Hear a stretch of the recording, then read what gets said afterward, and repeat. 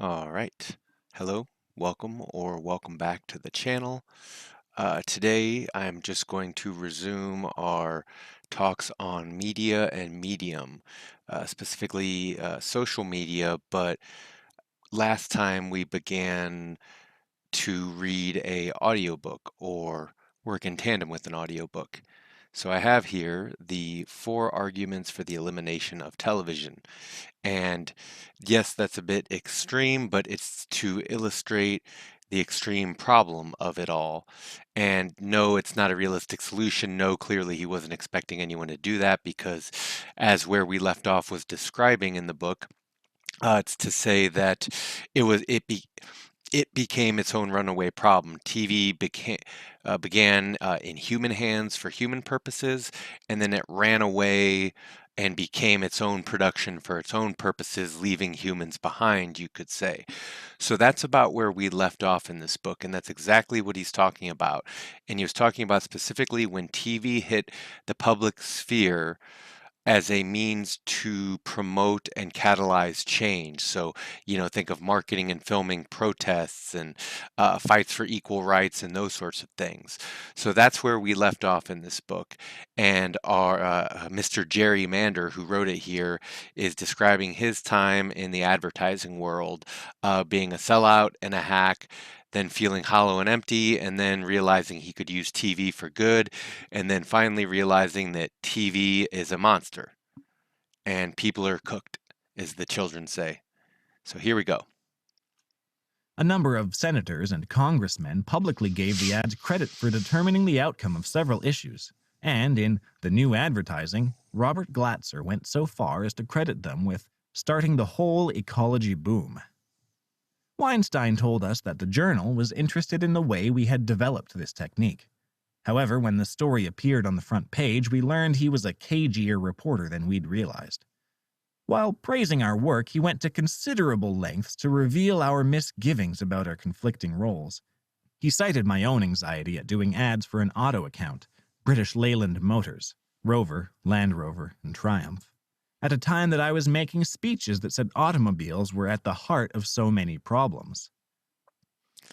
Right. So the whole situation is framed as, hey, look, here's a possibility, here's a solution, but it's only ever temporary. And you see how, in this case, the guy's talking about playing both sides of the fence.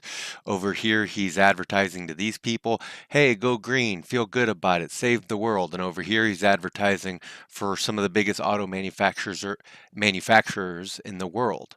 So, this is kind of behind the scenes, right? Sort of what really goes on. Leyland didn't like this. Within 2 hours of the story's appearance, we were fired. The next day, the Journal carried the headline, "Ad Man Need Worry No More About Auto Account." I could describe 50 less spectacular incidents similar to this one involving struggles with clients over corporate policies that I was beginning to see as antithetical to simple rules of human well-being, or justice, or planetary survival. They finally added up to a single generalization. Corporations are inherently uninterested in considerations aside from the commercial. We began to feel that our balancing act was draining us personally. At last, I just wanted to point out real quick, there you have it. He's basically saying this very organizational structure for which modern, what's left of men, that these people live for, that it's inherently devaluing and antithetical to life, sustainability, or a survival that is actually conducive to hundreds and millions and billions of people. And I think the children and other people have heard the answers when they were told, you'll own nothing and you'll be happy. It's like, yeah, what's out there is what's out there. And the ladder was otherwise kicked out from underneath the future. Because as I said in the first video, what is money? And to me, it seems like the process by which the human people here exhaust their own future of their possibilities, because it's not a law of the universe and it's a funny game of pretend and it's a good way to get real goods and services, not imaginary fantasies. But this is what television and advertising and marketing have done to our culture is largely to hollow it out, to devalue it, to devalue people, and then to run away nihilistically into the sunset while burning it all to the ground. So we're going to keep going though. Last, we saw that it was doomed to fail. Maintaining commercial accounts in the hope of using the income from them to finance other projects about which we cared more deeply was not going to work out. We soon decided to dissolve the agency, and I began to work with a number of other people to establish a foundation-funded non-profit advertising and public relations office. The first in the country, it was called Public Interest Communications, and it was devoted solely to working for community organizations which are largely excluded from media. The project was launched. So already we have the first of one of many positively oriented PR firms, and in modern terms, it's probably what all devolved into, like, oh yeah, eco-friendly, sustainability, we're a friend of the future and people, and State Farm's here to help, and we're all just friendly neighbors. Get out your effing checkbook, right? It begins to just become take on gruesome proportions. In 1972 with a grant from the Stern Fund. It succeeded for a little while in performing useful services for ecologists and farm workers, consumer groups, Indian rights activists, and peace groups. Starts off But good. keeping it alive proved difficult. The problems were much like those we had faced at Freeman, Mander, and Gossage. Whereas I had formerly spent a major part of my day keeping the agency going by caring for the needs of corporations, at Public Interest Communications we spent a majority of our time seeking grants from the new foundations interested in media reform. Even worse, there was a feeling that everything we were doing was ineffective. A nameless juggernaut was... Nameless juggernaut, it's a good way to put it. I would say public interest groups, the piles and piles of all these people vying for, power, money, attention, resources. It really is horrible, and it's really part of what helped rip America and Americans to shreds. And I'm not, again, I'm not saying that to judge it. I'm just pointing it out. It's clear that that's more than apparent is what's going on here. advancing unretarded. We felt as if we were throwing Yep. snowballs Brondo at tanks. got what plants crave. Through enormous concentrated effort, we might stop a dam on one river. Meanwhile, a dozen other dams would be built. If the production of an American SST... It's like saying just when one bad TV show goes off air, a million more. It's like a multi-headed hydra, right? No matter what you do, they just keep coming back. It's like Full House, Bill Cosby, Jeffrey Epstein, whatever bad sitcom is next, with, John Travolta or whoever's going to be in it. was halted. European SST... Oh, you know what would be good? Now that I'm thinking about it, L. Ron Hubbard, the sitcom, Scientology, the sitcom. Could you do that? No, you'd probably get sued. would land at American It's intellectual property, tax-free at that. airports. If an energy crisis developed, rather than signaling the limits of planetary resources or the absurdity of the way we lived, it produced new drives toward nuclear power and more strip mines. More channels for more we were profits. Not the only ones with this problem. Every disaster is an opportunity for more profits, right? Every situation out of control is an opportunity for more enforced order and management and meddling. Like I said before, he called himself, something like the new liberal brigade or liberal elite in America back in the 70s. And it's like, right, Team America, World Police, spread them. You all need to spread them, because if not, you're going to be made to spread them. The Vietnam War was halted, but the arms race... that's just the advertising. That's not even getting into the congressional industrial military complex, but... military aid to right-wing regimes advanced. Of course. Nixon was thrown out, but government reform came down to a lame Senate ethics bill. The popularity of crack was on the rise. Unemployment was growing and welfare lines with it, yet... in the end, economic reform measures always seemed to hurt the very segments of the population they purported to help, while the rich got richer. Our enemies are innovative and resourceful, and so are we. They never stop thinking about new ways to harm our country and our people, and neither do we. One young activist told me, "We seem to be running on a treadmill. As we advance, we're always in the same place." Every issue had to be... No. I think things have gotten far worse. That was a good day. Those were good days when they could say that. When the average technocrat, when the average inner party member could think that way, that was a luxury to think that way. Now the disaster is becoming apparent for everyone to see on a daily basis. He fought as though it were the first one. People seemed unable to connect one issue to another, But Brondo's got what plants crave. It's got electrolytes. to find common threads in, say, a struggle against high-rise office buildings and nuclear power plants and colonial wars. Specific victories were possible, but overall understanding of the forces that were moving society seemed to be diminishing. Brondo's got what plants crave. Yeah, it's got electrolytes. People's minds seemed to be running in dogged, Who could actually understand? I mean, the government's been putting out PSAs for decades, you could say. And, what message could they give the world or the people in it to make sense of what's happened, what's happening now, assuming that anyone would ever need or want to, or that it was even possible to tell anyone what was going on, because frankly, it seems like people would lose their minds. one-dimensional channels which reminded me of the freeways, office buildings, and suburbs that were the physical manifestations of the same period.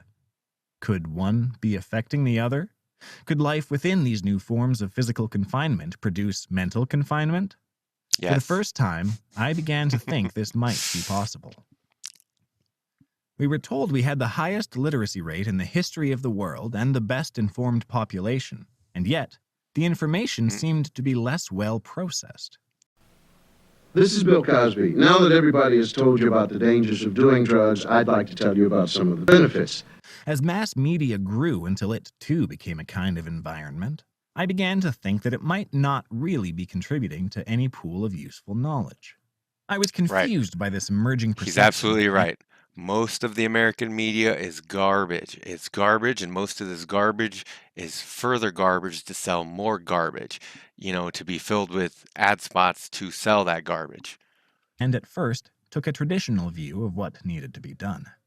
It meant we all had to work harder to reach more people with every message. Now you get to scream Since louder. in any specific struggle we might be outspent by several hundred times, we needed to be more clever, more creative. Just imagine yourself unconscious, making a visit to a hospital emergency room, weeks in rehabilitation centers, nights in overcrowded prisons, spending more money than you can afford. Right. And if you remember from the last video, the way education is done is it's about 2-to-1 on advertising to education in this country. So for 500 billion spent in 2024, roughly 250 billion was spent on education, while again, double that, 500 billion was spent on advertising.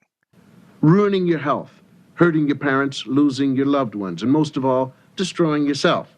Remember what I say about doing drugs. I think you can say no. That led me to think that the problem was too much information. The population was being inundated with conflicting versions of increasingly complex events. Oh man, and this is quaint, because remember, this is the 70s. So if he thought things were hard back then, if he thought things were getting confusing and difficult back then, you know what I mean? Like that's quaint. That's when things were moving slow. In 1970, that was a slow world compared to the data flows, the money flows, the power flows, the people flows of today. So that's pretty incredible. People were giving up on understanding anything. The glut of information was dulling awareness, not aiding it. Overload. It encouraged passivity, not involvement. Right, Then, overwhelming. I began Who seeing could some understand it? amazing statistics about television. Who could fight against it? Who could? The replacement of experience. Because again, part of what I wanted to point out is so much of what he's writing and selling is not for him or his class of people, right? He's creating a product, he's creating a fantasy, and he's selling it to everyone else, whether or not it works, whether or not it's good, whether or not. But what you see is through this whole just the chapters 1 and 2 in the introduction here of this book is that the whole thing is it's just to him apparently it's mistake after mistake after mistake after bad consequence after bad consequence after bad consequence. And at what point what do you tell these people, like, leave people alone, leave the world alone? But you see, it's too late for that because you can't, because you got to maintain now that this runaway process is kind of, on its way. It's heating up. It's not at a point of breaking down or cooling down just yet. First really shocking burst of figures appeared in newspapers in the early 1970s. It was reported that in the generation since 1945, 99% of the homes in the country had acquired at least one television set. Whoa. On an average evening, more than 80 million people would be watching television. 30 million of these would be watching the same program. In special instances, 100 million. So important to keep in mind the way the culture was shaped by mass advertising and mass marketing slowly broke down into smaller and smaller tribes and target audiences compared to when there were only a few gatekeepers, a few people like now. Back then also owned the media. So that hasn't changed.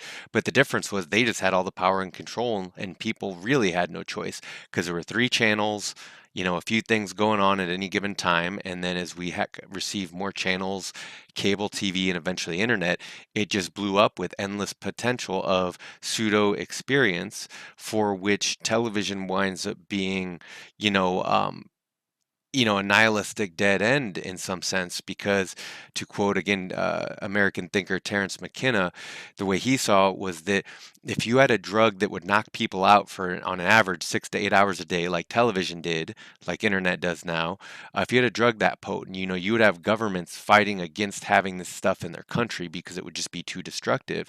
Yet for a programming of the masses, it's exactly what's curated, selected, and made.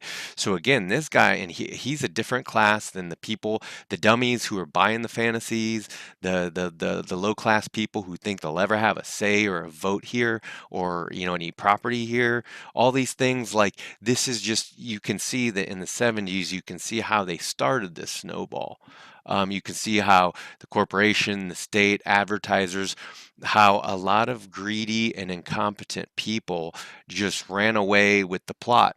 And at that point, America as a people, as a nation, as a system of rules and people and bodies that exist to basically, continue on day to day and maintain and expand and all that stuff, you could see that, they jumped the shark like Fonzie, right? They overstayed their welcome, they lost the plot, they jumped the Sharknado, right? Overkill, gratuitous sex and violence and fantasy until that Cinderella's carriage, from a pumpkin turned into a carriage.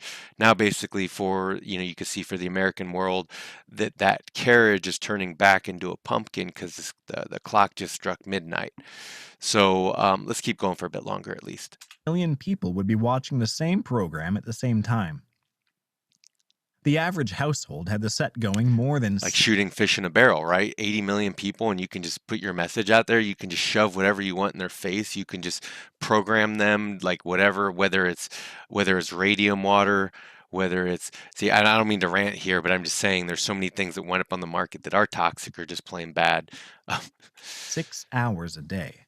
If there was a child, right, like I said, if there was a drug that potent, the government would be, there'd be special interest group, there'd be mothers against that drug, there'd be so many things, so many people freaking out about it. But for us, it's a way of life. Average was more than 8 hours. The average person was watching for nearly 4 hours daily. And so again, it's not what's on, it's just bad, period. You can't avoid it. Roughly half of the adult non-sleeping, non-working Oh, time. and by the way, I don't blame, just because I should have made this clear in the first video, but I don't blame the TV for anything. Like this guy, he's not blaming like, oh, TV made people stupid, it changed. No, it was another medium, like when we went from speaking to writing, and writing was a newfangled technology, and people only read out loud for hundreds of years because that's how that medium was actually used. And then they started, and then artists would memorize it, so that's how you got theater. Whereas most people, they couldn't read or memorize anything, so it seemed like magic that these people could do what they couldn't, to act out a fully, getting lost in the weeds, but I hope you see how it actually is crucial and vital, how it relates to the production here of the illusion. So let's listen a bit more. time was spent watching television. Considering that these were average figures, they meant that half of the people in this country were watching television even more than that. Whoa. It reminds me of that joke from George Carlin. Sorry to interrupt, keep interrupting, but that joke from George Carlin when he said, 50% of the population is really dumb, and 50% of them are even dumber than that. You can assume that's human averages, but oh man. Numbers sank in, I realized that there had been a strange change in the way people received information, and even more in the way they were By the stink fist. experiencing and understanding the world. That's the new measurement. In one generation out of hundreds of thousands in human evolution, America had become the first culture to have substituted secondary, mediated versions of experience for direct experience of the world. The broadcast. Interpretation. The medium is the message, and you are the message. That's what McLuhan was talking in. He's going to get to McLuhan eventually. And representations of the world were being accepted as experience, and the difference between the two was obscure to most of us. I heard many people say, television is great. There are so many things on TV that we'd never otherwise experience. People were seeing television images of Borneo forests, European ballets, varieties of family life, distant police actions, current events, or recreations of historical crises, and they were believing themselves to be experiencing these places, people, and events. Yet the television image of the Borneo forest or the news or historical events was surely not the experience of them, and not to be relied upon to the same extent. It was only the experience of sitting in a darkened room staring at flickering light, ingesting images which had been edited, cut, rearranged, sped up, slowed down, and confined in hundreds of ways. Were people aware of the difference? Despite my work in advertising, I had never yet made any thorough investigation of the power of images themselves. Image is everything. I did not know how people's minds related to imagery, whether they could separate Image is everything. one kind of image, that which is directly experienced, which has been processed and altered and which arrives out of context. It was not clear whether people ascribed the same credibility to both, either consciously or subconsciously, and how this changed the quality of their understanding. Nonetheless, it was Brondo, it's got what plants crave. obvious to me from my own work that something was going wrong with what people were understanding and what they weren't. A new muddiness of mind was developing. People's patterns of discernment, discrimination, and understanding were taking a dive. They didn't seem to be able to make distinctions between information which was pre-processed and then filtered through a machine, and that which came to them whole by actual experience. Electrolytes. Perhaps seeing was believing in a way that overrode the conscious mind. At the same time, no one was even writing about how the machine changed the information. Very few people understood it. Only advertisers studied the way the machine altered data, because it was the basic work of advertising to alter. So, again, if anyone, I realize I talk a lot about marketing and advertising on my channel since I started, and, almost no one knows the channel exists. But the reason why is because everywhere else in marketed to or marketable society, the very existence of advertising and marketing is absent. You just see the effects thereof. So I'm trying to shine a spotlight on, again, who, what, when, where, why, because it's all there. The genealogy of media, medium, and messaging is here for the world to see it, present and the future. So let's keep going. Alter and confine information in advance, so that it would have the desired effect. Hundreds of thousands of dollars were spent discovering how to do this. Slowly, I began to see how the ubiquitousness of television, combined with a general failure to understand what it did to information, might affect the political work we were doing. If people were believing that an image of nature was equal to or even similar to the experience of nature, and were therefore satisfied enough with the image that they did not seek out the real experience, then nature was in a lot bigger trouble than anyone realized. Or, if people believed images of historical events or news events were equal to the events, or were even close approximations of them, then historical reality was in big trouble. Oh, right. This is cool. As This is television interesting. became the Right here. major mental and physical experiential field for It is Orwellian, the whole he who controls the past controls the future, right? But what's really neat here is he's going to get into basically what Baudrillard talked about hyper reality, and then, the media figuring out it needed to make war real to kill the Vietnam syndrome. He talks about exactly what that was here. most of the people in the country. As it began to merge with environment, the confusion of television information with a wider direct mode of experience was advancing rapidly. The unification of experience. Because so many of us were confusing television experience with direct experience of the world, we were not noticing that experience itself was being unified to the single behavior of watching television. Yes, and that also sharing those experiences doesn't make you a people or mean you have enough in common to maintain a healthy or sane society. All right, these are kind of important details that when I say again, these people lost the plot, these are the important details that you need to, right? Again, not that I think anyone could have saved it because that's the damnedest thing. You see, it's not for lack of trying, but maybe you can't worship two masters at once. So again, a people whose God and only God is money, and otherwise, the completely immoral.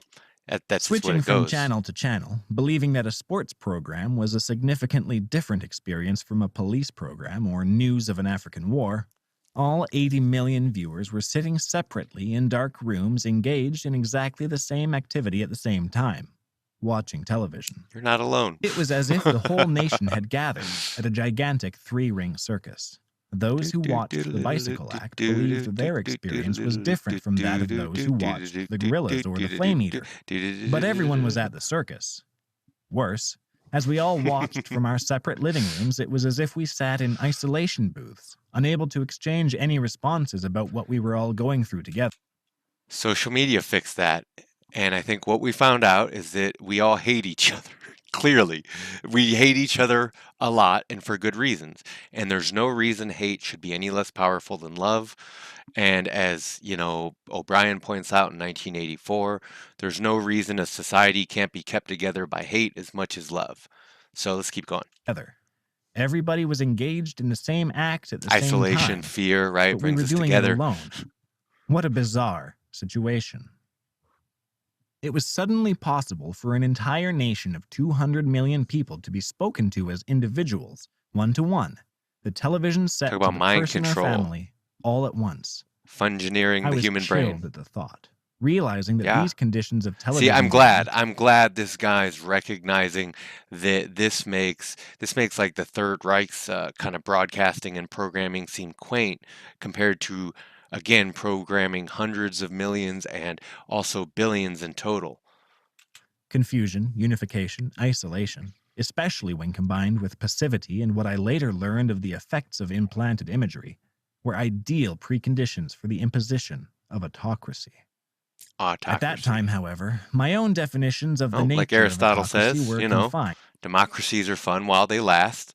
Now that everyone got their fill, I hope you were left with a decent slice of the pie, and I mean that because a lot of people, well, if you look around, everybody takes more than they give. It just seems like the conditions of life. So with everyone taking more than they give, no wonder why the world can only be the way it is. Like those of most Americans, to the model of single charismatic leaders. Hitler, Stalin, Chiang, Franco, They're popular. Mao. See, this was funny. People can only talk about it now because of the bad PR campaigns that have been run on these people since then. But the reality is Hitler, Mao, Stalin, the most popular human leaders to ever live. And the fact that the mobs always follow these people shows you exactly what the crowds are like. So those 200 million people, being advertised to, what are they like? That's what they're like. They're the type of people who worship people like this. Differences among these were submerged in the model of the powerful. And it's powergasm, right? Who doesn't? His will, ruling absolutely. That was autocracy. Television seemed to be the perfect instrument to help bring on that kind of control. My fears were encouraged one day in 1971 as I sat around my office reading the morning New York Times and noted a small item. It concerned a Pentagon proposal to President Nixon that an electronic gadget be attached to every television set in the country. Capable of being activated directly by the president, it would switch on every set in the country at once. It was to be used, of course, only in case of extreme national emergency. My mind flew into a paranoid pattern. That's pretty It's wild. 4 a.m. 200 million people are I mean, awakened we kind by of got the that national now with anthem. Where's it coming from? iPhones and What's that light over there? alerts. It's the TV set. There's the president. My fellow Americans, it is with extreme regret that I awaken you from your well-earned rest. Yet we are all met with a crisis so grave as to require it. An Dunkin' Donuts is out of coffee. exhaustive investigation by your law enforcement agencies has uncovered a massive conspiracy to destroy our democracy. Where? They're always, that's what they've always said. They are always saying that. There's always a witch hunt going on in this country because that's just what Christians do. They need to hunt down witches. These people need to be kept busy. You know, it's a good thing that Americans are kept busy at work all day. Conspiracy which enjoys at least the tacit support of thousands of students, We want to see what journalists, it would be attorneys, like and with these even certain psychopaths judges and off the elected leash. officials. As your commander-in-chief, I have ordered the immediate arrest of the terrorists and the individuals in their support groups, whatever their official rank or prestige. I have also Is this invoked as the usual? implied powers of the president to govern in such times of grave crises, free of the usual encumbrances. Again, this is all quaint. Like the Patriot Act, just from a few years ago, makes all this stuff look quaint. Jesus. I am hopeful and confident that these emergency measures taken to safeguard our democracy will be short-lived. Thank you, Godspeed, and good night. The set switches off by itself. Was that a dream? Back to sleep. A few months later, I saw a follow-up story in the Times that said the Pentagon proposal had been scrapped. Apparently, the administration felt people might misinterpret the intentions of such a project. In retrospect, Mess I with your know that my brains? scenario was Mind fantastic control you? and Of course. unsophisticated, deriving from my simple-minded notion that autocratic interventions can take place only through a single leader or a coup. But whatever the intentions of the Pentagon and President Nixon, who has since asserted that 24/7 presidents may psyop. create their own laws, it was clear that the existence of the technology itself had created a new potential. We can all be spoken to at the same time, night or day, from a centralized information source. In fact, we are. Every day, a handful of people speak, the rest listen. Right. Brutal and Like I was saying, and then again, and it's not just one person's doing. Remember, there's multiple classes at work on any given production. So again, the people who write the scripts aren't the same as the actors or the newscasters, who aren't the same as the higher ups or the lower downs. You know, you got multiple people all working towards these one ends, as he's talking about the autocracy of TV or media tyranny. It's really bizarre, actually. heavy-handed means of confining awareness, Clearly experience, and schizoid, too. behavior may actually be a thing of the past. In many ways, television makes the military coup and mass arrests of my imagination unnecessary. We can Yes. begin to grasp the See, like take Orwell, for instance, assuming that there would be resistance and assuming there'd be human faces. If you can imagine, when he said if you can imagine a boot on the human face for the rest of time, you know, that's what the future is going to be like for man. Anyway, relevance of such acts now that a more subtle coup is underway. It takes place directly inside the minds, perceptions, and living patterns of individual people. A technology makes it possible, and perhaps oh man, that actually made me think of the episode of South Park where the U.S. Pentagon officials are like the terrorists. They're in our imaginations. They're running wild and they're attacking the place. inevitable, while dulling all awareness that it is happening. No, it's fine. Take more Prozac. Chapter 2. War to Control the Unity Machine. No, it's fine. The children Marshall love it. McLuhan did not help us very much in our early efforts to understand television. No, he did. You guys were too far up your own ass. Sorry. By the time he was popular in the mid-1960s, we had already been through the Army-McCarthy hearings, the Kennedy-Nixon debates, and then the Kennedy funeral, which had plugged 80 million people into the same experience at the same time. None of these events had caused the slightest ripple of alarm, but rather produced a rush to praise our new electronic unity. The mass viewing of the funeral particularly was hailed in religious terms like some kind of breakthrough in the evolution of consciousness. Everybody unified in grief, transcending the conditions of their individual lives. See, that was the people around McLuhan. McLuhan would constantly say, look, I'm an observer, I'm an explorer, I'm trying to describe it as it is. And so a lot of people thought that he was praising this global village, right? That he was praising what had taken place. And if you know anything about him, then you know in his later years, like any good religious person, he kind of reverted back to his tendency there, probably for comfort and solace, but he seemed really spooked. He understood, like I talked about with the movie My Dinner with Andre, I think he understood, just like Orwell and, I guess the prior century, if there's one thing that marks its fiction and its entertainment and its media, it's the flavor of sci-fi, horror, and dystopia, right? And why did that happen in the last century and no other century? Because prior to that, the dream was still utopian. And by the time it kind of crash landed in modernity in its own, terminal condition, let's say, by the time that happened, you got 1984, you got Brave New World, you got Animal Farm, you got just going back to the early 1900s, you have countless American dystopians being made. Why? Because that was the realization of what was coming to pass, that things had gone too far. Human ingenuity had now advanced to the point where technology could produce a nationwide one-mind experience, previously thought to reside only in the realm of the mystic. Hail the leader. McLuhan, who saw so much, could have helped us see through that crap. See, that's what I'm saying. He was rightfully freaked out, so he got out of the crowd, he got away from it, and he tried to spend his last few days, I imagine, in peace, as any sane man would, when he's done his time and did his work, and, there's not much else you can do to help or say anything, say to anyone or do, you just kind of go your own way, and you're free to die, right? So in his case, again, he was actually spooked, and rightfully so. Instead, because of his celebration of our electronic connection. No, you people celebrated it. I've seen the media. I have some of it.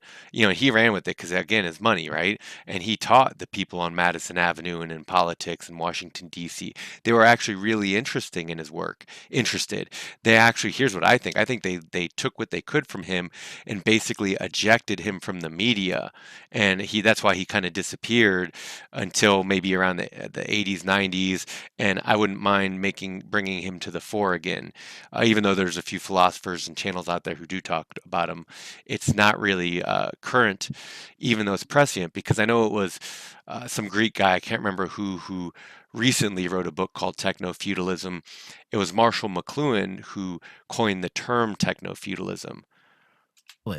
He effectively encouraged support for the techno-mystical unification theme. No, he called it techno-feudalism. His words What is that? entered the arena. What is that? Was anyone listening? What does that sound like to you, sir? Again, when you're riding high, when you're empty inside and filling that void with caviar and women and the best money you can buy, you can imagine that, you can tune whatever out and tune into whatever fantasy, Bonanza, Full House, whatever fantasy island you want to live on or live to. That's what material wealth allows for, right? If you want to explore this territory, it's called repression. You could look at Freud, you could look at Zapf and his Last Messiah. I'm just sharing these kind of details as a literary channel that focuses on these things. Talk show patter and wordplay. Hot and cool. The medium is the message. People struggle. Again, you read badly. You guys read badly. To find concrete meaning in these phrases. They became the basis of hundreds of conferences and thousands of cocktail party debates. It's hilarious. One of the best lines from McLuhan is about this. In fact, let's go there right now. We're going to go there right now. This is one of the best. In the early 50s. So this is McLuhan at his best, and I love the interviewer because he's just so authentically and sincerely engaging with McLuhan. He's not worried about judgment. He's not sticking to a script. He's actually curious because what McLuhan is saying is resonating with him. So he's just really into it. Let's go ahead and watch this. You predicted that the world was becoming a global village. We're going back into the bicameral mind, which is tribal, collective, without That's any right. individual Or else. consciousness. No. But it seems, Dr. McLuhan, that See, there's no reason to assume that's a good thing, right? But what did people... this tribal world is not friendly. Oh, no. Tribal people, one of their main kinds of sport is sort of butchering each other. It's, you know, it's a full-time sport in tribal societies. But I had some ideas. We got global and tribal. We were going to become... The closer you get together, the more you like each other. Yeah. There's no evidence of that in any situation that we've ever heard of. That when people get close together, they get more and more savagely impatient with each other. Well, why is that? Because of the nature of man, or his tolerance is tested in those narrow circumstances very much. Village people aren't that much in love with each other. And the global village is a place of very arduous interfaces and very abrasive situations. do you see any pattern of this? And, for example, desires of Quebec to separate? I should think that they are feeling very abrasive about the English community and about the way the American South felt about the Yankee North 100 years ago. And is this distancing, is this going to be a pattern right around the world? Apparently. If you understand what he's saying it's civil war. So what does a sixth generational civil war look like? Well, it takes on new forms and dimensions. It's no longer people lining up in two obvious lines. This whole thing is about dissemination, explosion of information, cultural confusion. So, it's not that clear anymore. Separatisms are very frequent all over the globe at the present time. More than ever. Every country in the world right is now. loaded with regionalistic, nationalistic little groups. But in Blowing Quebec, up again. for example, they define it as the quest for identity. Yes, all forms of violence are a quest for identity. So if you look, you can see the name of it is, and I'll explain it the way I conceived of it and the way McLuhan terms it.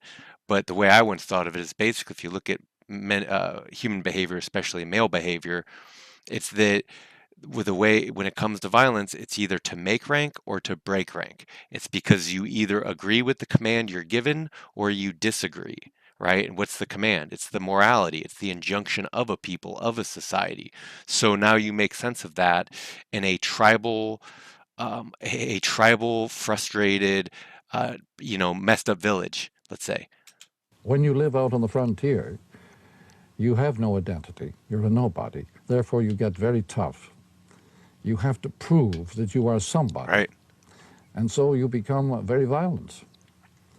And so identity is always accompanied by violence. This seems paradoxical to you? That ordinary people find the need for violence as they lose their identities. So it's only the... Do you hear that? So as people feel like they're losing their identity, the violence will increase. To people's identity that makes them violence. Terrorists, hijackers, these are people minus identity. They are determined to make it somehow, to get coverage, to get noticed. And all this is somehow an effect of the electronic age? Oh, no, but people in all times have been this way. Mm-hmm. But in our time, when things happen very quickly, there's very little time to adjust to new situations at the speed of light. There's very little time to get accustomed to anything. One of the big violence makers of our century has been radio. Hitler was entirely a radio man and a tribal man. Mind control. What does television do then to that tribal man? Well, I don't think Hitler would have lasted long on TV. Like Senator Joe McCarthy, he would have looked foolish. He was a very hot character. And like Nixon. Too serious. You're actually not supposed to take yourself seriously on TV. Again, it's the right. They put the most life and death things on there, and it sells big. Yet you're not supposed to take anything seriously, and you're definitely not supposed to participate. Nixon made a very bad image on television. To send money. He was far too hot a character. Much better on radio or on the movies. Not bad on the movies, which will take quite hot characters. But Nixon was hopeless on TV. The investigations now of the CIA and the FBI and even our own God forbid, RCMP. Remember, this is 1977. They weren't inundated with all this information. 1977 was slow, especially in terms of data flow compared to now. So, and even something like take music. Today, more music is released in a single day than was released in the entire 1980 calendar year, right? So, this is at a slower pace time. Has this anything to do with the electronic Well, age? yes, because we now have the means to keep everybody under surveillance. No matter what part of the world they're in, we can put them under surveillance. It has become one of the Drones, main too. occupations of mankind, just watching other people. People will never be able, no people, organically or otherwise, will ever be able to organize again. You could never have a MLK again or a Jesus because they would just get drone striked. And keeping a record of their goings on. And invading Troublemakers. privacy. Invading privacy, in fact, just ignoring it. Everybody has become porous. They got the light and the messages go right through us. You hear that? By the way, at this moment, They got the light to go right through us. And this guy's realizing what he's saying. we are on the air, and on the air we do not have any physical body. Discarnated beings. When you're on the telephone or on radio or on TV, you don't have a physical body. You're just an image on the Right? air. You can't be taken seriously. You When can't you be don't real. have a physical body, you're a discarnate being. You have a very different relation to the world around you. You just tune it out. And this, I think, has been one of the big effects of the electric age. It has deprived people really of their private identity. So that's what this is doing to me? Yes. Right? Everybody, Look, who is he? He could be any newscaster anywhere in Canada or America, or hell, he could even show up in Japan and they'd just be like, all right, what are you, an English teacher? Right? Like, who is he? You would never know. He is the masked man, the last man, right? You put him on teach him to say a few words, teach him to read a teleprompter, put him on a suit, put him on the air. And that's the front-facing crew of the production. The back end of it's a factory and a school and a prison where everyone's treated like children. But Tends to merge his identity with other people at the speed of I like light. his tie. It's called being mass man.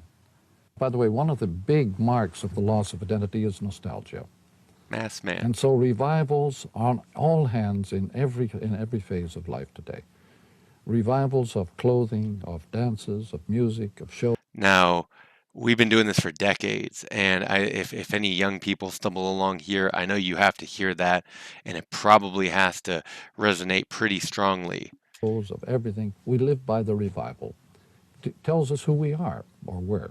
Do you feel that the fact that you and I have enjoyed the rewards of literacy, that we are more protected against television than Yes, I think No, you've been rendered programmable by your literacy. Your literacy is exactly what includes or precludes other messaging. So messaging you're not supposed to hear goes right over your head. You won't be able to hear it because you've been programmed to think and speak in a certain way, right? It's gearing people's whole civilization, life, culture, and ways of being around these things do that to you. It's no small thing. certain immunity.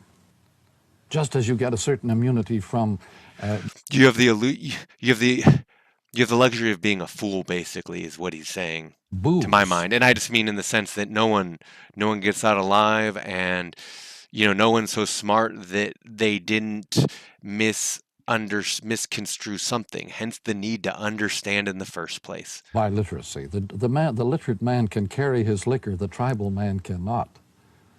That's why in the Muslim world or in the native world, you cannot, booze is impossible. It's the demon rum. However, literacy also, though, makes us very accessible to ideas and propaganda. You The don't literate say. man is the natural sucker for propaganda. I think that the last century was a century of propaganda, and this one is just unfolding much of the same. You cannot propagandize a native. You can sell him rum and trinkets, but you cannot sell him ideas. Therefore, propaganda is our Achilles heel. It's our weak point. We will buy anything if it's got a good hard sell tied to it. What now Maybe a good briefly jingle. is this thing called media ecology? Remember, Hitler was on Time magazine. The way the shallow take that we look into anything here It's always been this way. It means arranging various media to help each other so they won't cancel each other out, to buttress one medium with another.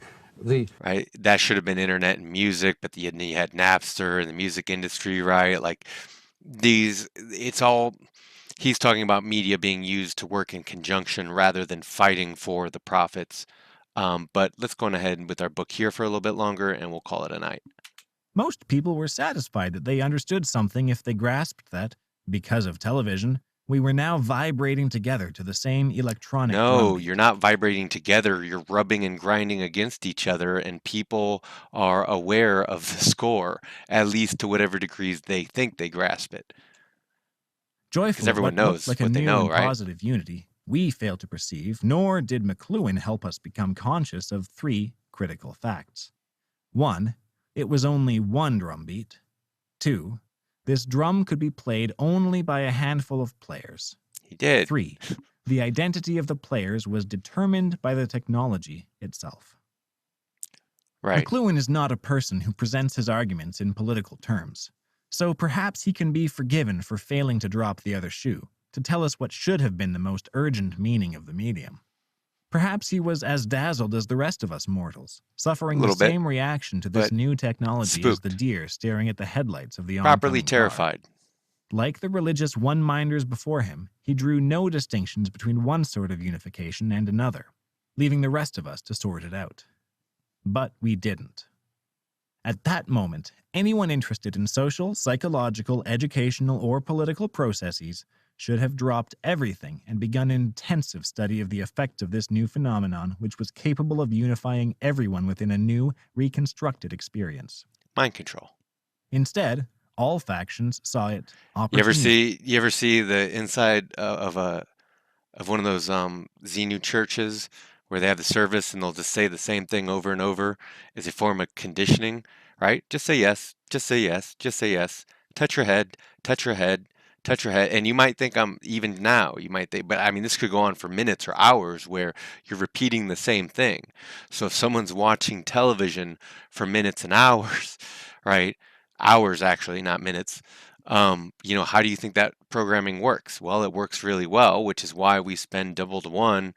For every 250 billion on education, apparently it's another 250 billion plus 250 billion, 500 billion for advertising. Mystically. Everyone with a message to deliver. Government, corporations, the military, community groups, gurus, teachers, and psychologists began drooling at the possibility of gaining access to this incredible machine that could put pictures into millions of people's heads at once. Right. And now what you see with social media is they really cashed in on that, right? They really picked the bones of the American dream and the American nation and the American people. They really picked that corpse clean, didn't they? It was clear that as life increasingly moved away from the streets, community centers, and marketplaces, one message on television, 30 seconds on the Cronkite News, was worth more than 1,000 hours of organizing or whistle-stop political touring or hundreds of newspaper ads. A war began for control of the machine and its use. All competing factions shared the idea that if they could gain access to it, television could communicate their message as well as any other. My precious. Right, that's kind of the whole thing, right? It's the bid for power, all the interest groups fighting over power and more power. What should we censor? What should we allow?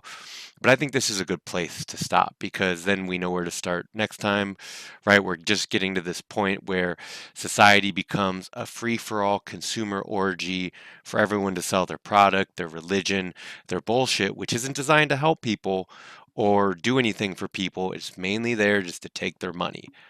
So again, I'm Zach Markowski with Sharper Pen Image Consulting. This has been more literary analysis on media and medium. We've looked at Marshall McLuhan and specifically here with 4 arguments for the elimination of television by Jerry Mander, the audiobook. Next episode, I'll go ahead and try and finish this up and then it's on to the next thing. So thanks for stopping by. Thanks for checking out the channel. Like, share, subscribe if that's your thing, if you like to. And, I'll see you around. Take care. Bye.